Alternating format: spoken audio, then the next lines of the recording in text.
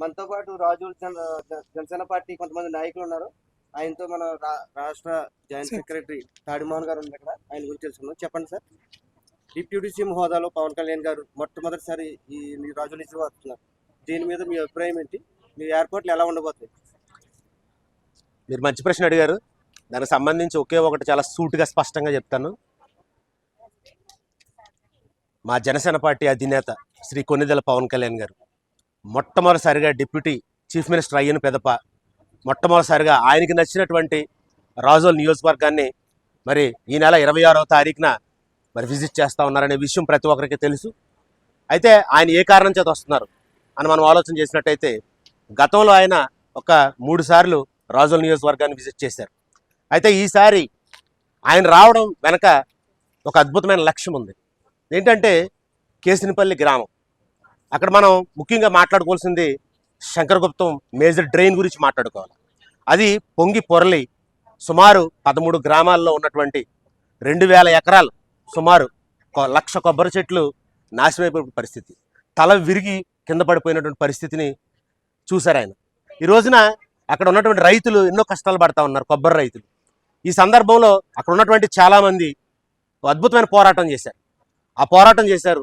అయితే గతంలో చాలా ప్రభుత్వాలు మరి అధికారంలో ఉన్నాయి. అధికారంలో ఉన్నప్పటికీ మరి ఎవరో కూడా ఆ శంకరగుప్తం మేజర్ డ్రైన్ని పట్టించుకున్నటువంటి పరిస్థితి లేదు.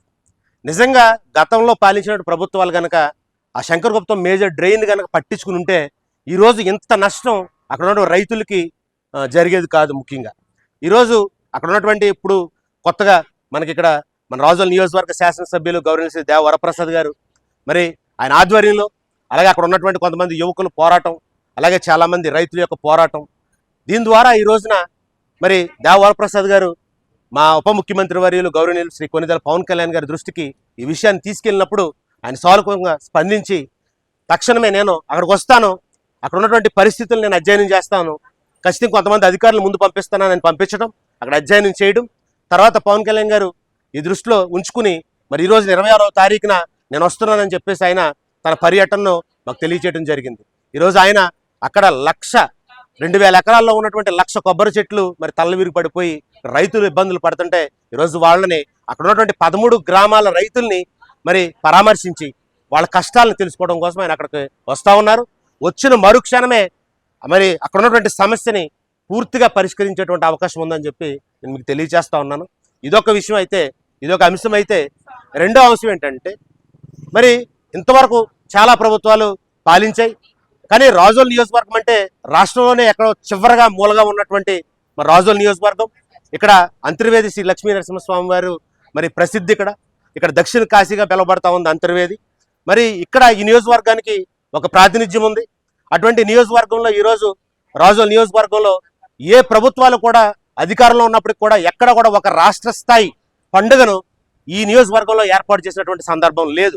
కానీ ఈ రోజున శ్రీ కొణిదెల పవన్ కళ్యాణ్ గారు డిప్యూటీ చీఫ్ మినిస్టర్ అయినటువంటి ఆయన, పంచాయతీరాజ్ శాఖ మంత్రి అయినటువంటి ఆయన మరి ఈ రోజున ఒక పల్లె పండుగ 2.0 అనేటువంటి ఒక అద్భుతమైన కార్యక్రమాన్ని ఈరోజు మా రాజోల్ నియోజకవర్గంలో మరి ఆయన ఏర్పాటు చేశారు.